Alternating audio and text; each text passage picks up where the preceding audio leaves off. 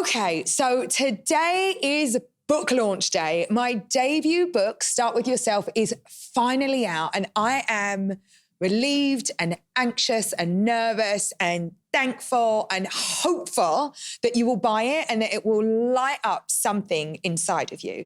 I will never tell you that you can manifest your way to success. If that shit worked, more people would have more success. Ambition has to find you working, and ambition requires discomfort. I'm gonna hold up a mirror in some parts of this book. Some of the shit that holds you back comes from you. Remote work is killing life, and it's career suicide. If you're an ambitious little monster like me, if you want to make a lot of money and become best in class at anything, there is a trade-off, and it doesn't include much balance for a period of time. IVF is a privilege, not a plan. Careers recover, fertility doesn't.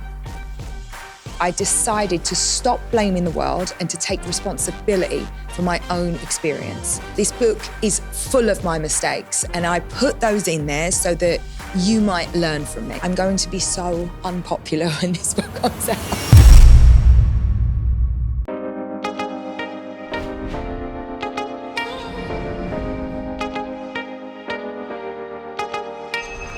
The Start With Yourself tour kicks off on April 15th in New York City. Tickets are on sale now at emmagrede.com. So today, my plan is to read some of the book directly to you. It's right here in all its glory, and I'm going to read it to you.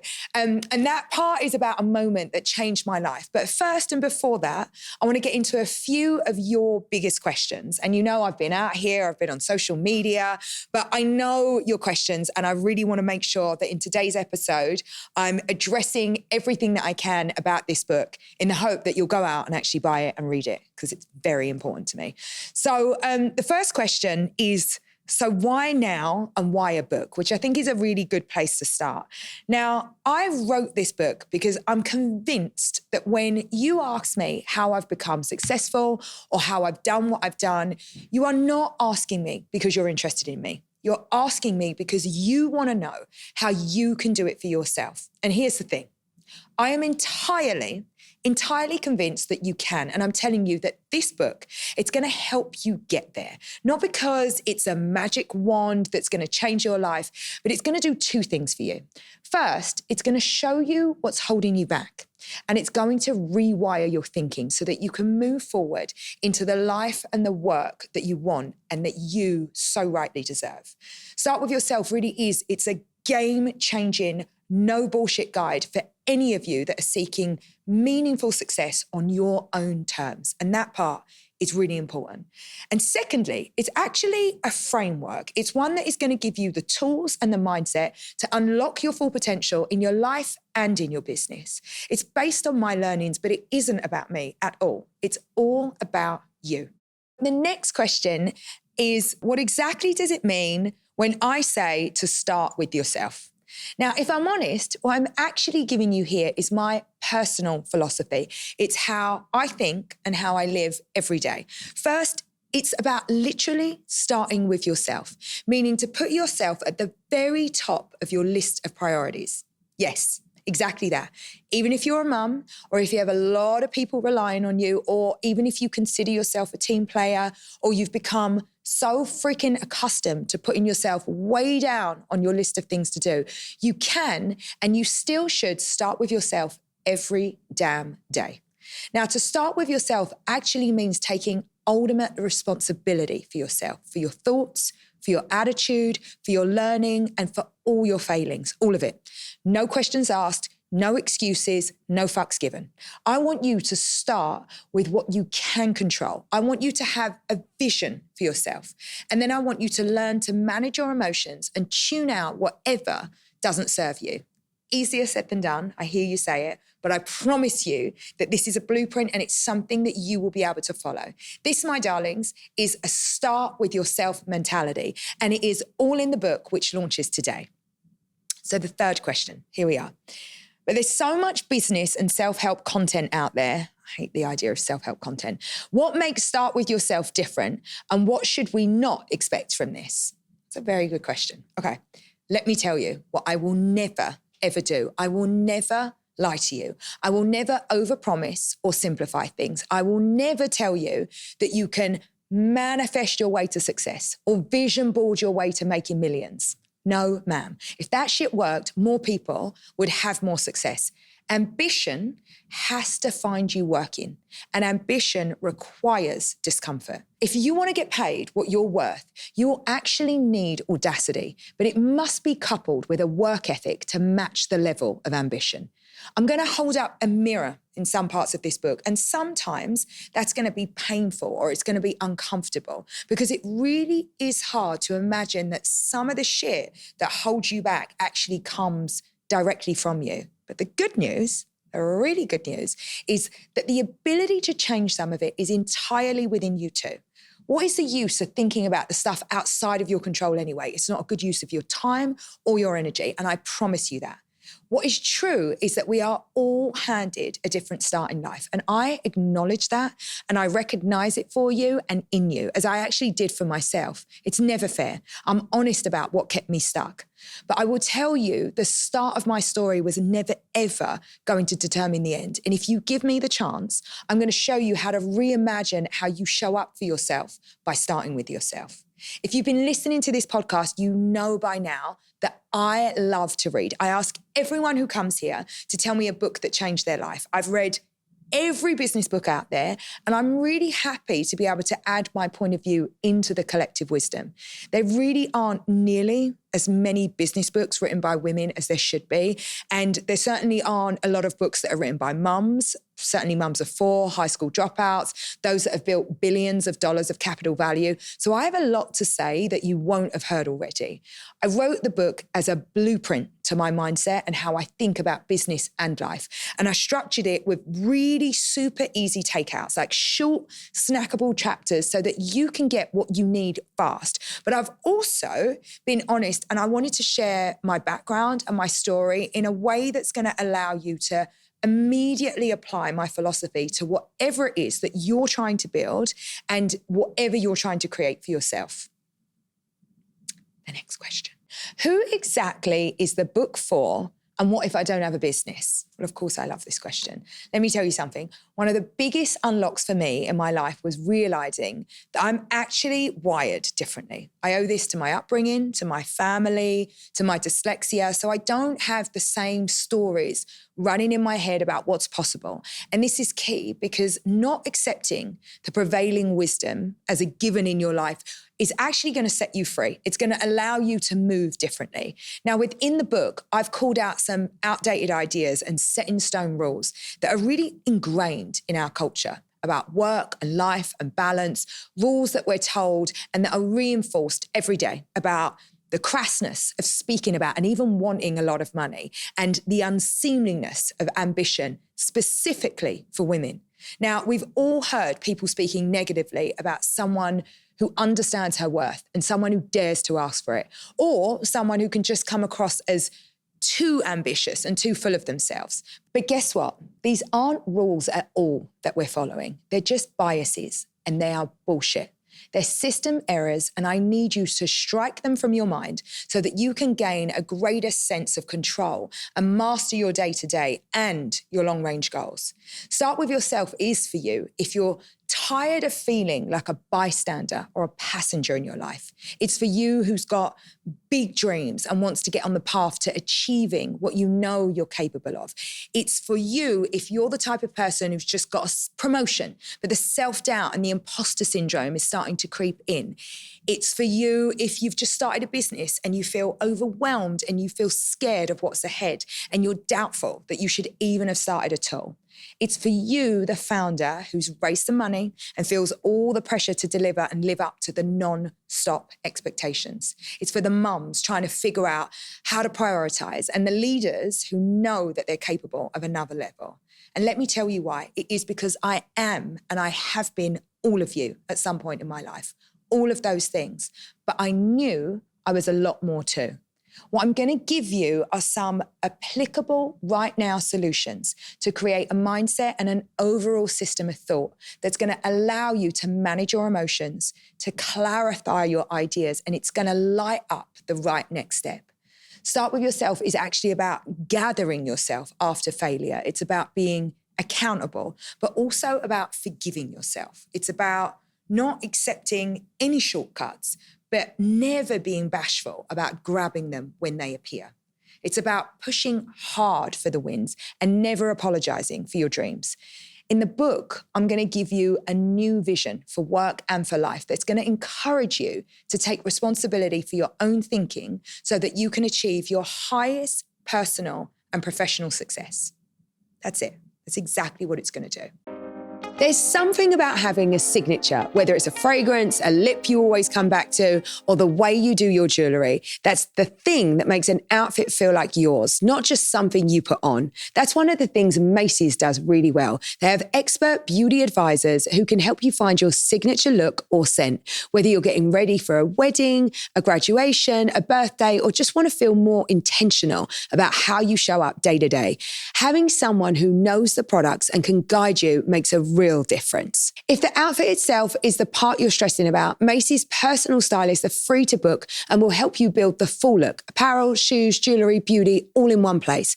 Right now, when you book a session, you'll get 20% off your purchase. This is also a big year for Macy's. It's the 50th anniversary of their 4th of July fireworks, the 100th Thanksgiving Day parade, and the 51st flower show. There's a lot to celebrate, so it's a great time to experience everything they have to offer. Book a free personal stylist appointment at Macy's and get 20% off your purchase. Shop in-store or at macys.com.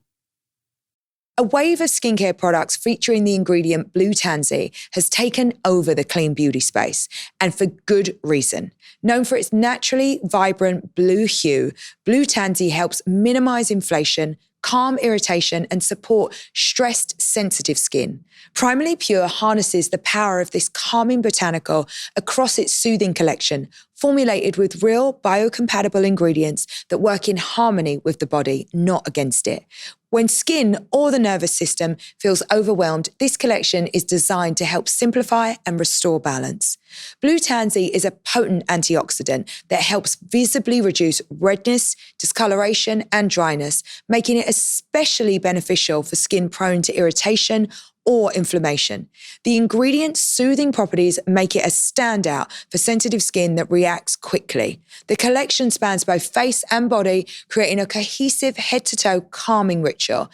It includes Primarily Pure's cult favorite Blue Tansy deodorant, along with the soothing serum, body oil, and more, each designed to support calm, resilient skin. For those seeking a soothing, therapeutic complement to a richer winter skincare routine, Primarily Pure's Blue Tansy products offer a gentle yet effective solution rooted in clean, intentional formulation. Use code ASPIRE to get 15% off your Primarily Pure purchase. That's www.PRIMALLYPURE.com and use code ASPIRE at checkout for 15% off your order.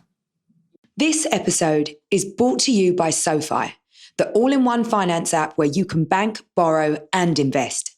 Let's be real, most bank accounts are doing almost nothing for you, but with SoFi Bank, your money could actually grow. You could earn over 8 times the national average savings rate with a SoFi high-yield checking and savings account. And it gets better. SoFi is offering up to a $400 welcome bonus when you sign up with eligible direct deposit. Got credit card debt? You're not alone, and those high interest rates can feel impossible to escape. A SoFi personal loan can help you consolidate debt into one simple payment with a low fixed rate, so you could actually make progress. And if investing feels intimidating, SoFi makes it simple. You don't need to be a pro, and you don't need a lot of money to start. Just start.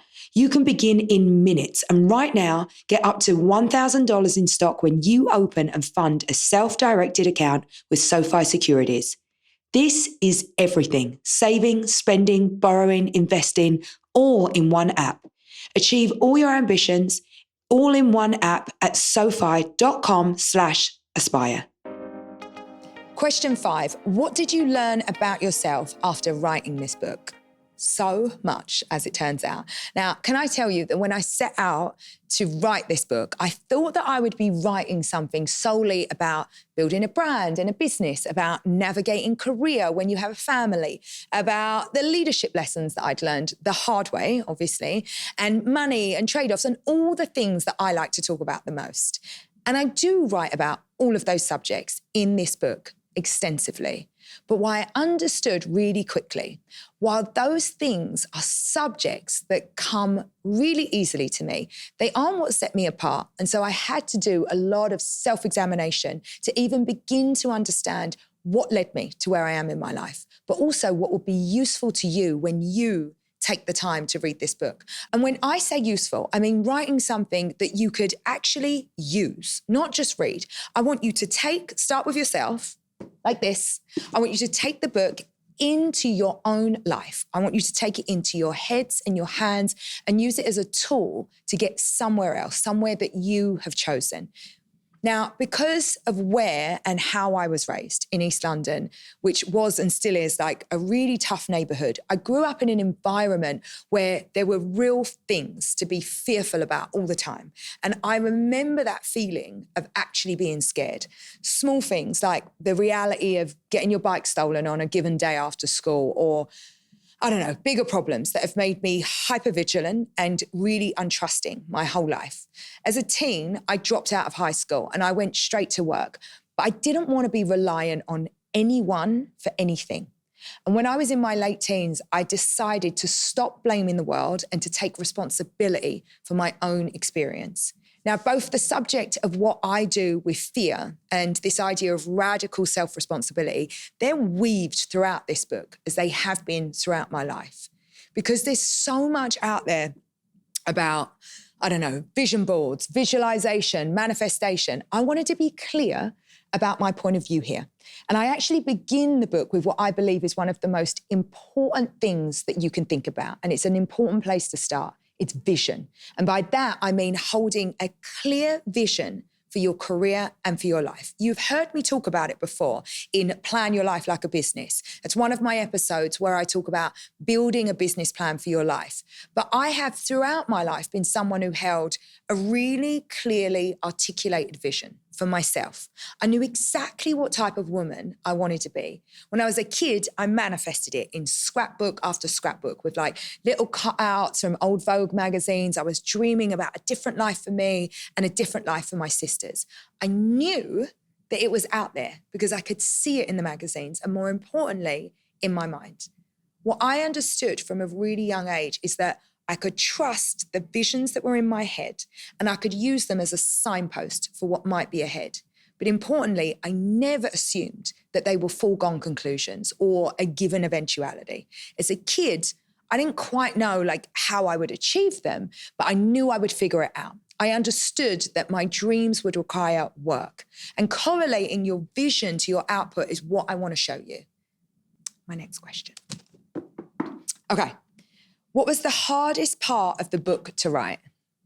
I think the whole thing was really hard to write, but I think there's so many of you have asked me, like, what was the hardest part to write? And it was without a doubt the section on managing emotions, not just because it's really highly personal, but also because I wanted to share where I got that really wrong in the past. This book is full of my mistakes, and I put those in there so that you might learn from me. It was important to me to explore the role that managing emotions has in our overall decision-making, especially in a book that is all about taking control and responsibility for yourself.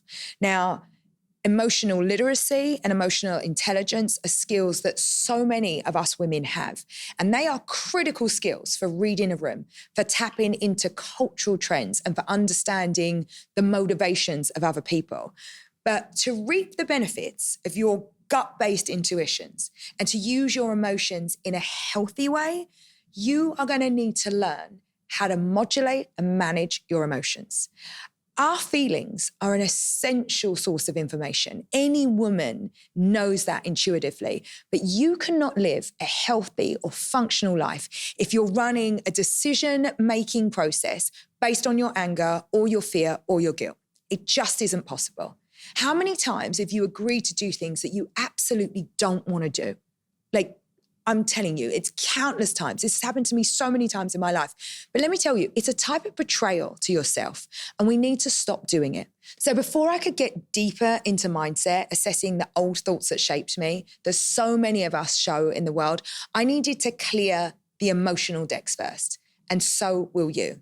So in this part of the book, I decided that I would put chapters on guilt and fear and anger and joy and sadness, because without a good understanding of how these play a role in your decision-making and how you show up, it's really hard to move forward.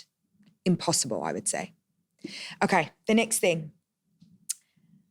You have gotten criticized for your views on work-life balance. Are you addressing this in the book? Yes, I guess I would have to. I feel like I gave a couple of comments, and those comments will just not go anywhere. So I thought I'd just write chapters about them so that we could all think about it. I think that we have to talk about the old thoughts and the new thoughts piece in this book, because you are going to recognize this. And yes, of course, we're going to talk about work-life balance. I think it is fairly and abundantly clear that we've all been told that you should strive for work-life balance. And I'm pretty sure if you're listening to this podcast, you know my views on this already. But when I went on Diary of a CEO and expressed my opinion that I still stand by the way, that work-life balance is your problem and not your employer's, and that, by the way, it's the wrong goal altogether, I was blasted. Let me tell you what I think the helpful new thought is. Rather than wasting your time searching for a work-life balance, which is the wrong focus, strive instead for alignment to your ultimate ambition. I want you to make sure you hear that, right? Alignment to your ultimate ambition. This is the right goal. If you want to go big, think about what it is that you want. And for a period of time, do everything it takes to get there. Be all in if that's what you're aiming for. In for the long hours, in for the office like 5 days a week, because you know this. What you lose in remote work is profound. And the downside is deceleration, which is a curse for ambition. In the book, I talk about hustle culture, and I get that people are tired and burnt out, but an extraordinary career is always the result of extraordinary effort. I can guarantee that if I had been work from home in my 20s, that I wouldn't be anywhere close to where I am now. I'm going to go one step further on this point and tell you that remote work is killing life and it's career suicide, but maybe you just need to read the book for more. So look, here's my thoughts. I am an in-person person. I want to be with people. I want to collaborate. I love detail. I love specificity. I want to do things quickly. I mentor a lot of young men and women inside my business, and work culture right now makes that very, very hard. I can't teach you through a screen.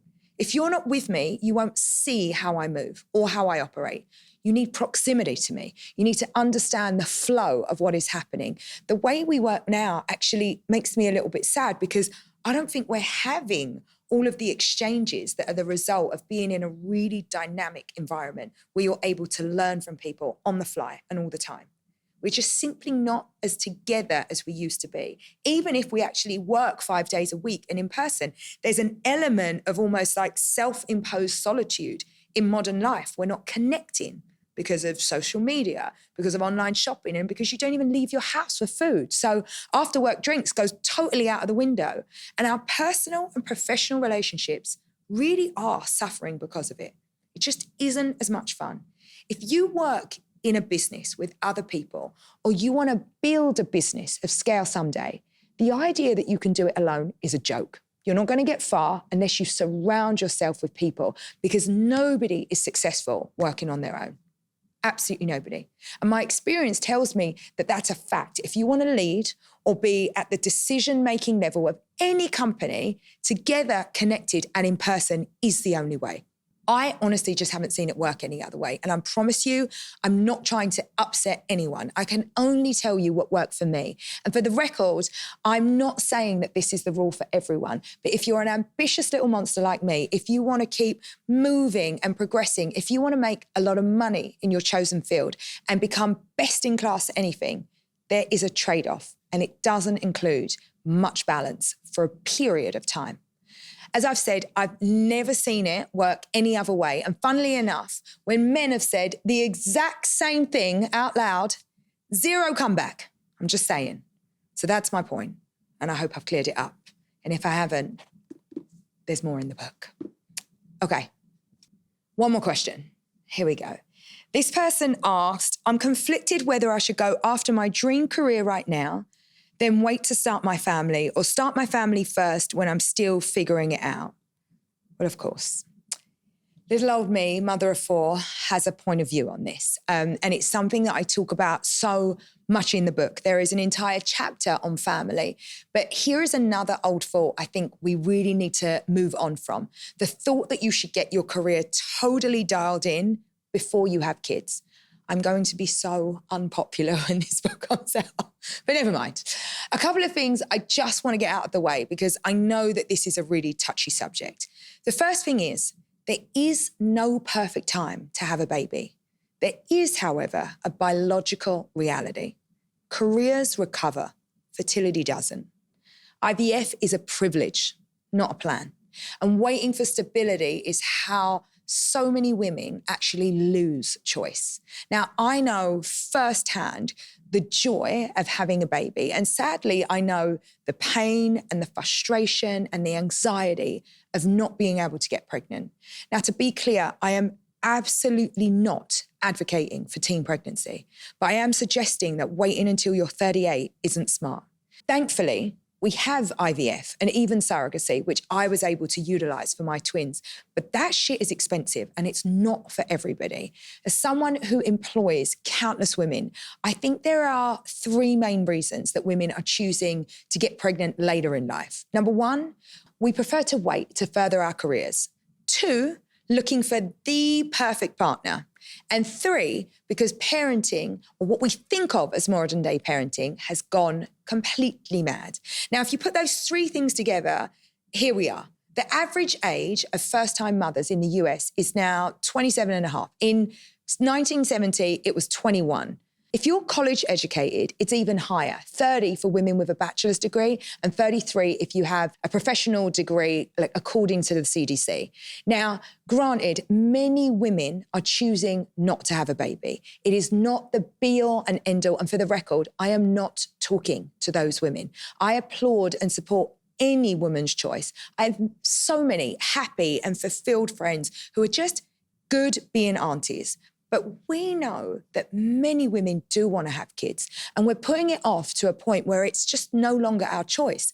Age kicks in and we're left with too few options, or completely heartbroken, or in my case, both.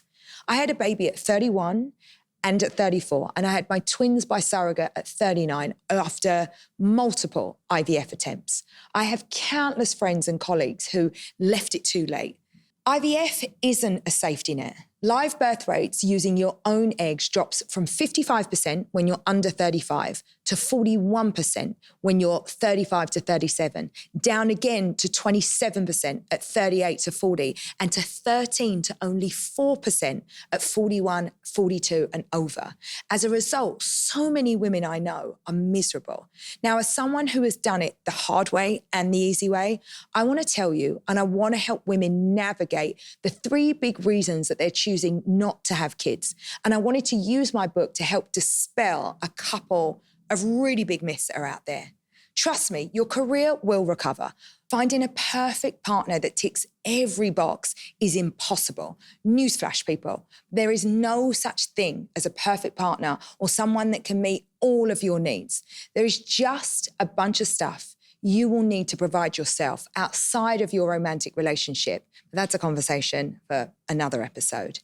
Parenting has lost the plot, yes. But trust me, as a mother of four, it's just not that deep.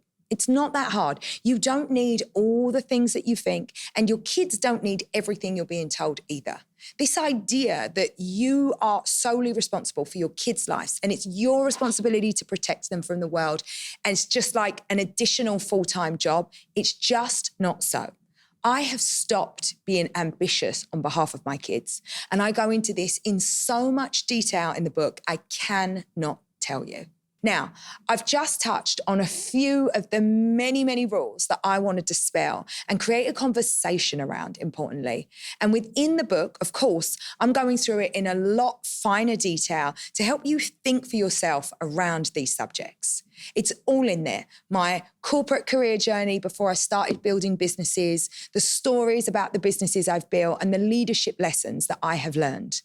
I end the book with my basic rules for success. What I want to do now is read the intro straight from the book about a moment that changed my trajectory. So before we wrap, a quick reminder that Start With Yourself is available for pre-order and tickets for the live shows are available now. Starting April 15th, we're coming to New York, Los Angeles, San Francisco, Chicago, DC, Boston, Atlanta, and London. Visit emmagrede.com for tickets and full tour details. I cannot wait. Here's something most people don't talk about. A lot of cookware in your kitchen still contains forever chemicals like Teflon that can leach into your food. Once you know that, it's hard to ignore. Our Place was founded by a woman who had that exact realization. She wanted clean, safe products for her own family and couldn't find them, so she built a brand around it. Everything Our Place makes is non-toxic, beautifully designed, and multifunctional. It's cookware that actually looks good in your kitchen and performs the way it should. Their Always Pan is a kitchen staple for a reason. It replaces multiple pieces, nothing sticks, and it makes cooking simpler. The Wonder Oven is another standout. It's an air fryer and an oven in one that lets you make healthier meals in minutes. It's all designed in Los Angeles and built to last. If you care about what goes into your home, especially if you have kids, this is worth looking into. I love that it comes from a female-founded company that all started with a mission. Stop cooking with toxic cookware and upgrade to Our Place today. Visit FromOurPlace.com/Aspire and use code Aspire for 10% off site-wide. With a 100-day risk-free trial, free shipping and returns, you can experience this game-changing cookware with zero risk.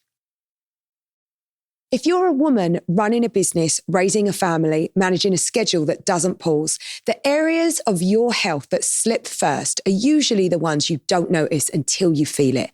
Energy, gut health, immune support, the foundation. That's what AG1 is designed to address. It's a daily health drink that contains a multivitamin, pre- and probiotics, superfoods, and antioxidants all in one step. One scoop, 8 ounces of water. Their next gen formula is clinically shown to fill the nutrient gaps women face at every stage of life.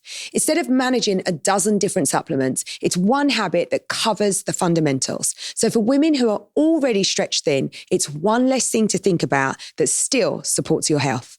AG1 has over 50,000 verified 5-star reviews and comes with a 90-day money-back guarantee. Visit drinkag1.com/Aspire to get a free morning person mug, plus a 1-week supply of AGZ samples with your AG1 welcome kit when you first subscribed. That's drinkag1.com/Aspire, drinkag1.com/Aspire.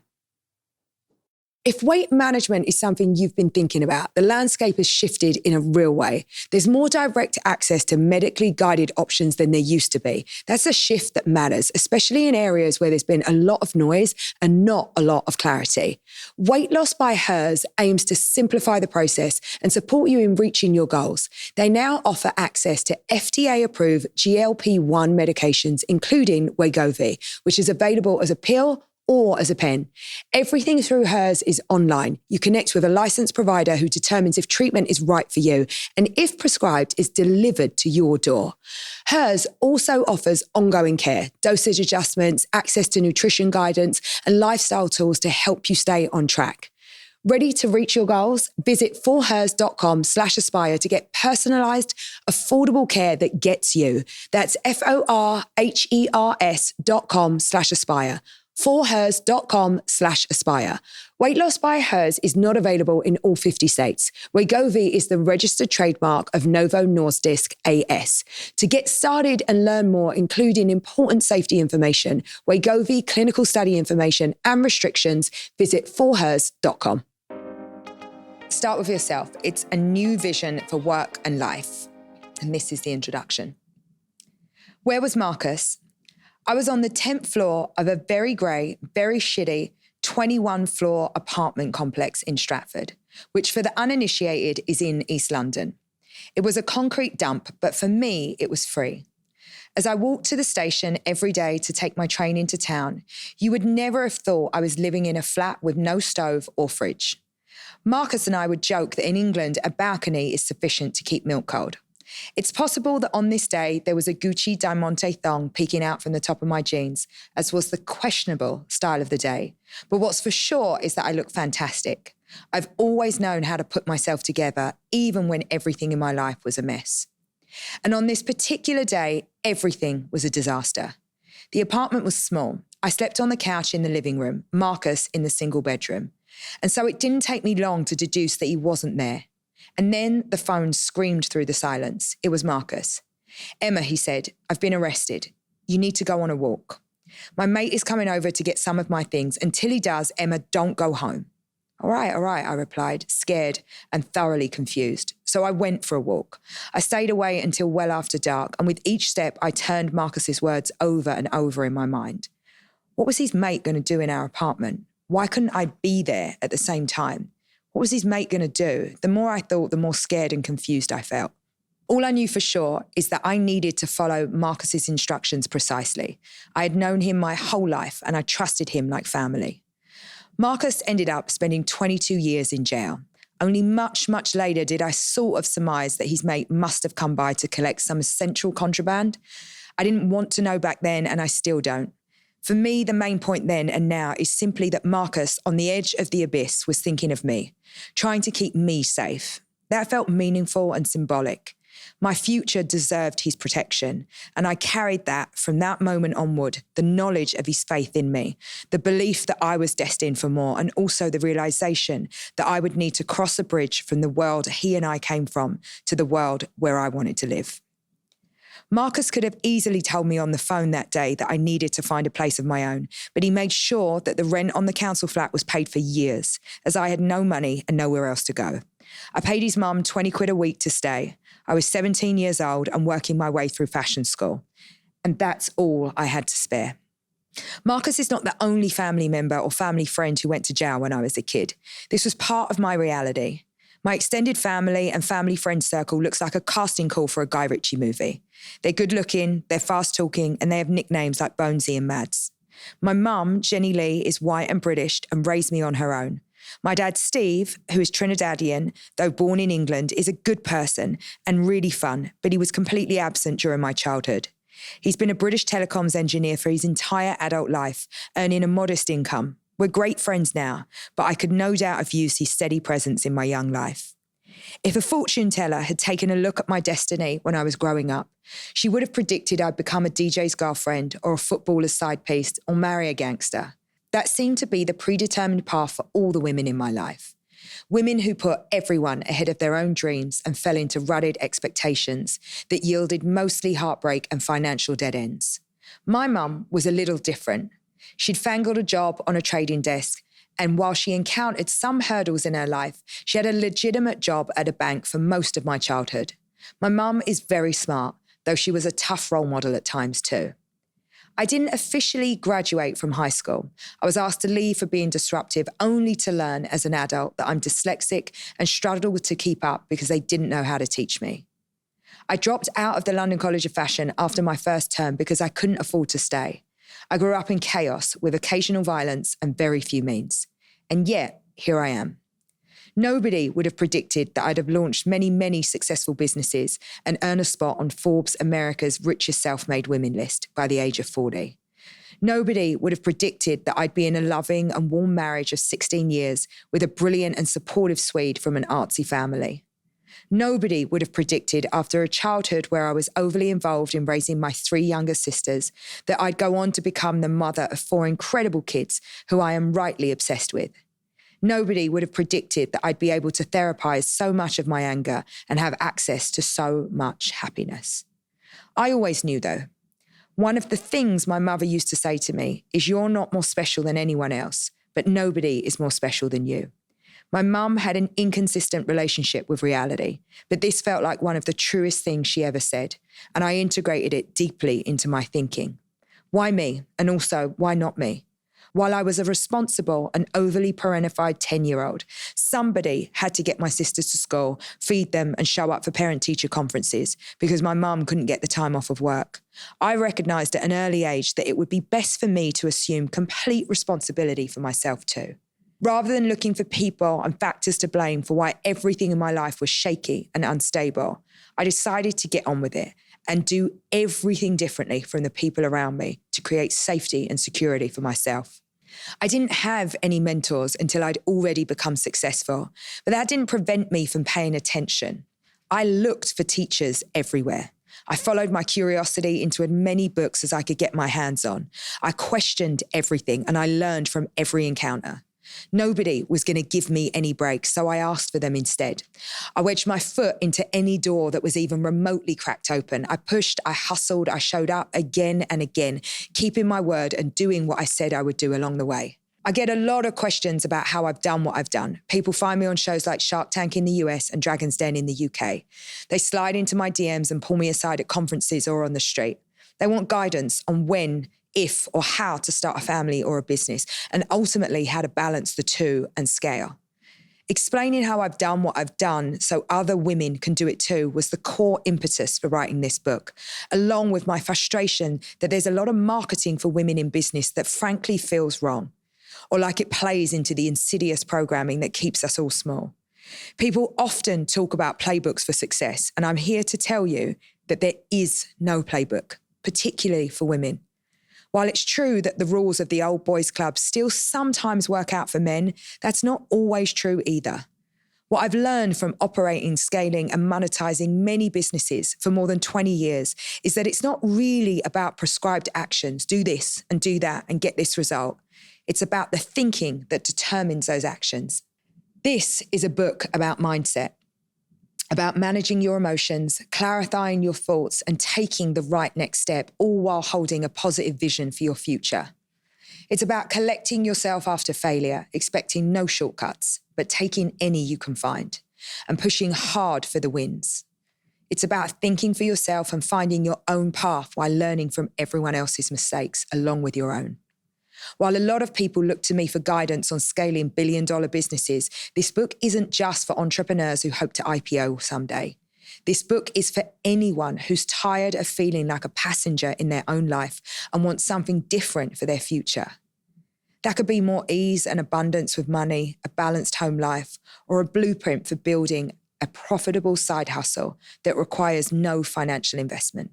In the following pages, I'm going to tell you about the foundational operating system that guides my life, which I learned in the streets of a very specific place, East London.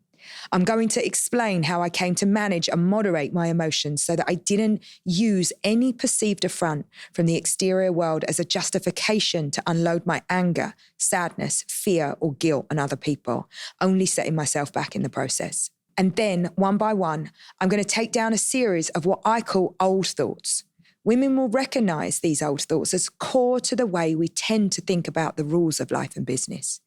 These thoughts include needing to know the right people or being invited to the right events, that money is inelegant, unspiritual, scarce, and dirty, that doing it all is an achievable goal so long as you unlock the code to balancing your work and family life perfectly, and so many more. There are good reasons why we buy into these old thoughts. Our culture provides manifold evidence that they're true and that we need to abide by them to be socially acceptable. But I haven't. And because of this, I have a lot to show for it on the other side. My life isn't perfect and I still work on myself every single day. But I live the life I always dreamed of with a family I'm so in love with, a beautiful house with 2 working fridges, and every day I get to do work that I enjoy. I can hear a lot of buts rising in people's throats. But what will people think of me? But what will I need to sacrifice to pursue my dreams? But nothing about this world is equitable or fair. I hear you. I'm not going to gaslight you. I'm not going to bathe you in toxic positivity or rain platitudes down on your head. Yes, the world is typically more difficult for women, people of colour, and poor people. And yes, I am and have been all three. There are very few factors that feel ideal for mothers to succeed. I understand that men have much less pressure to be all things to all people, and that nobody asked Steve Jobs or Elon Musk how they balanced their parenting while they built Apple or Tesla. Instead, we've largely celebrated their single-minded focus on their goals, even when they've come to the detriment of society. We see the quirks and the faults of powerful men through our fingers. I cannot name a single woman who has been afforded the same luxury. This is all true. And yet we cannot wait for the world to meet our preferences in order to take action. Besides, women are exceptional. In the following pages, I'm going to remind you that your exceptionality is true and more accessible when you learn to turn down all the voices in your head suggesting you're not doing it right and turn up your own voice instead. We are full of potential. When that potential meets grit and determination, everything is up for grabs. And now we need to grab it. We can't wait for the world to decide that it's our turn to lead and succeed. That ain't going to happen. But we need something different. After all, when I look around at the state of women, I'm both impressed and also very disappointed. The halls of power and cap tables don't reflect our exceptionality, nor do I meet a lot of women who feel fantastic about the balance of their lives. Far too many women feel like they're failing or creatively stifled or functionally blocked. All women are exhausted. While it's very easy, and we see this all over our culture, to blame men and inequitable systems, that's just not how I roll. Not because it's not sometimes valid, but because it's not how change happens. Nothing is fair, it's true. But I don't have time to wait for equity. I'd rather make it. I take full responsibility for my life and I create my own future, regardless of what comes back to me. If we're going to change the world, we have to start with ourselves. We have to get on our own teams and we have to choose ourselves first. We have everything we need. Let my life be proof that our lives are unpredictable and that you can push against expectations and come out way on top. I do not follow scripts. I do not abide by prevailing and often toxic thoughts. While there's ample cultural proof that these thoughts are right or common or foregone conclusions, I see things differently and I live my life accordingly. This has worked out for me quite well. While nothing happens overnight or without a lot of hard work, you can engineer your life to match your wildest dreams. This process starts by identifying what those dreams even are, doing the work to manage your emotions, and then changing the way you think about what's possible. While my achievements seem singular, especially in the context of where I came from, I'm pretty convinced that I've done what I've done precisely so I can teach you how to do it too. Let's begin. So if you liked that, the audiobook is coming for you. But that is where it all started. I hope you've learned more about the why behind my book today. It's out now and I cannot wait to hear your thoughts on it. We're going on a book tour and there is so much more that I want to share with you. So I would love to see you there. Thanks for joining me on the Aspire podcast. For more strategies on how to build the life of your dreams, be sure to subscribe to our YouTube channel.